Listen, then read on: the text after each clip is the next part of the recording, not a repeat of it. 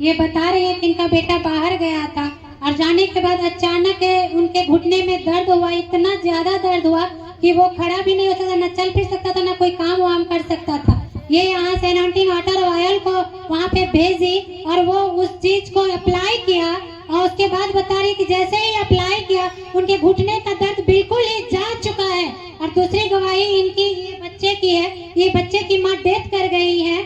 इनके father in लोगों से, इनके दामाद इन लोगों से बात नहीं करता था और ये यहाँ पे आती रही और यहाँ के अनाउंटिंग ऑयल को इनके पिक्चर पे, फोटो पे लगाती रही। और अब ये बता रही है कि जब से ये इस चीज को इस्तेमाल की तब से इनके दामाद इनसे बातें करने लगे और बच्चे को भी देखते हैं। हालेलुया। क्योंकि जितने लोग परमेश्वर के आराधना में आते हैं, परमेश्वर किसी को भी खाली नहीं जाने देता। हालेलुया। जो पहले हमारे भैया जी को बहुत कुछ बोलते थे, बहुत ज़्यादा गाली गलौज, ये वो 9-17, तो आज बोलने लगे कि भैया क्यों नहीं बोलती हो कि परमानेंटली एगो पंडाल बना ले, से हमेशा रहेगा हाँ बना हुआ, क्या दिक्कत है। तो हम लोग पंडाल उड़ जाता है, तो हाँ फील्ड है कि उड़ता है, तो टीना उना चढ़ा लेगा तो अच्छा रहेगा, हमेशा घर में भी कम लगेगा। हमने हाँ वो तो है, लेकिन टीना के लिए तो ज़मीन चाहिए, अपना ज़मीन है नहीं, उतना भी नहीं हो रहा है। तो हम बोले कि वो भैया का आधा आधा किसी और का है, तो भैया कैसे टीना डालेंगे। तो फिर बोले कि इतना कूलर चलता है फिर भी गर्मी लगता है, सब कूलर लगता है। हमने हाँ सब कूलर, फिर भी सबको गर्मी, हमें ऊपर से धूप आता है। तो अच्छा भैया कैसे रहते होंगे, तो भैया का घर अच्छा से चलता है ना, मतलब अच्छा से सब चीज़ चलता है ना, क्या सब तो अच्छे से आता है, बैठता है, सब प्रार्थना करते हैं।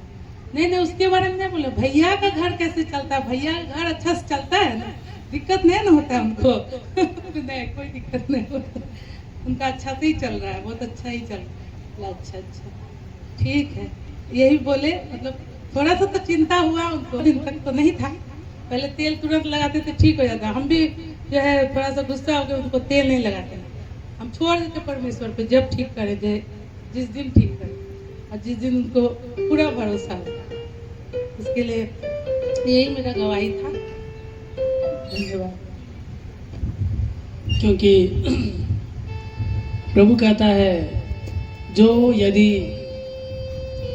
विरोधी धर्मी जन उत्पन्न होंगे। हालेलुया। और वो सच साबित होने पे हम लोग दुआ करेंगे। जो इंसान परमेश्वर के दास को गाली देता था, अभी उनके जुबान से प्रेम आ रहे, जिस तरह से एक नबी था अगले सप्ताह जब हम लोग सुने थे कि उन्होंने कुछ रुपए पैसे परमेश्वर के दास को दिया और उन्होंने कहा इजरायलियों को तू गाली दे, मगर गाली के बदले परमेश्वर के दास के मुंह से हम लोगों ने सुना कि गाली के बदले आशीष ही आशीष निकला। हालेलुया। उसी तरह परमेश्वर उस भाई के जीवन को भी परिवर्तन करे, अंधकार में जीवन से निकलकर उसकी ज्योति में आने पाए। परमेश्वर को धन्यवाद देते हैं, बीते सप्ताह से लेके अभी तक संभाले रखा है। और पिछले फ्राइडे को सुने थे, एक आंटी गवाही दे रही थी कि परमेश्वर का दास उसके घर गए थे, तो हम भी उसी दिन नाइट को जाके प्रार्थना कर रहे थे परमेश्वर से कि आपका दास, मतलब वो मुझे क्यों नहीं दिखाई देती है।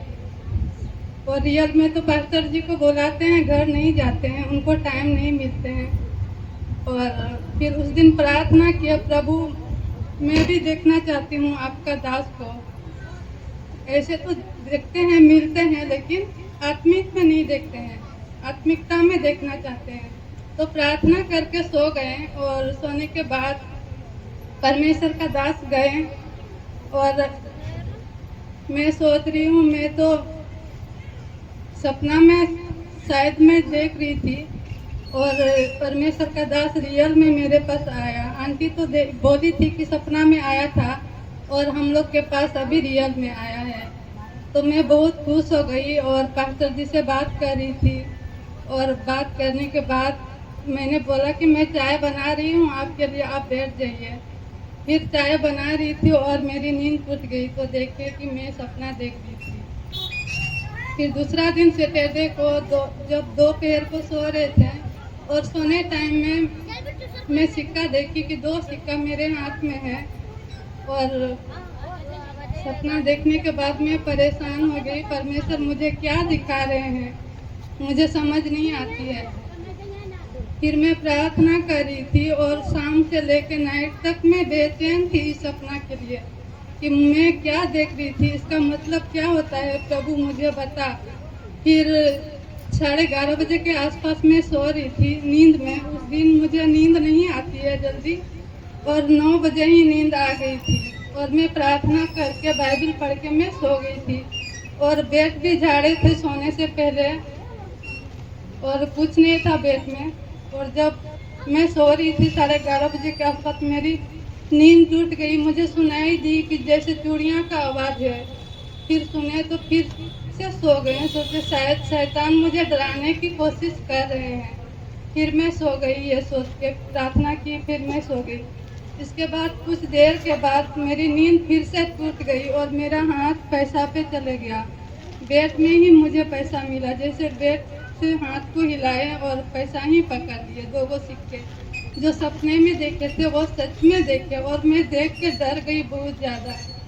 सोचे क्या है ये, प्रभु से प्रार्थना करने लगी और मैं घबरा गई बहुत ज़्यादा। और उस पैसे को बाइबल में रख के फिर से मैं सो गई। और मुझे नहीं पता परमेश्वर ने मुझे क्या दिखाया, तो ये परमेश्वर का दास ही बता सकते हैं। मैं परमेश्वर के आगे सौंप देती हूँ इस सपने को।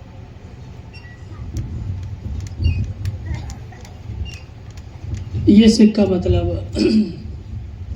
एक आशीषित का कारण है, और आपका जो काम बहुत दिन से रुका हुआ है, जो कि आप अभी तक परेशान है, प्रभु कह रहे हैं वो काम, एक है तरक्की के सिक्के और एक है पुराने काम आपके होने जा रहे हैं। और स्वापर में प्रभु का दास नहीं बल्कि परमेश्वर का स्वर्गदूत आपके पास गया और उन्होंने आपको संदेश दिया, आपको दर्शन दिया, ताकि आपके घर में जहाँ पे आप हैं अभी प्रभु आशीषित करें, पुराने काम आपके होने पाए यीशु के नाम में। हालेलुया। क्योंकि विश्वास करने वालों के लिए प्रभु कहता है हर एक चीज पूरा होगा। हम यदि विश्वास करें तो प्रभु जरूर हमें चंगा करेगा। हालेलुया। पास्टर जी, ये सिस्टर की बच्ची की गवाही है, ये बता रही हैं कि ये बच्ची को बहुत तबीयत खराब था, फीवर था, पेट में दर्द था, डॉक्टरी इलाज भी चल रही थी और इनको जो स्लाइन भी चढ़ा हुआ था, एक कैंडुला लगा करके यहाँ आई थी। और ये बता रही है कि जब यहाँ पे ये आई और यहाँ का एनॉइंटिंग वाटर ऑयल को इस बच्ची के ऊपर यूज की, और ये बता रही है कि अब बिल्कुल इस सारी प्रॉब्लम जो थी इसका वो चंगी हो चुकी है यीशु के नाम में। कितना दिन से क्या प्रॉब्लम हुआ था? कितना दिन से? करीब 6-7 था, इसमें 4 था। बच्ची को लेकर कितनी बार आए? बच्चे को तो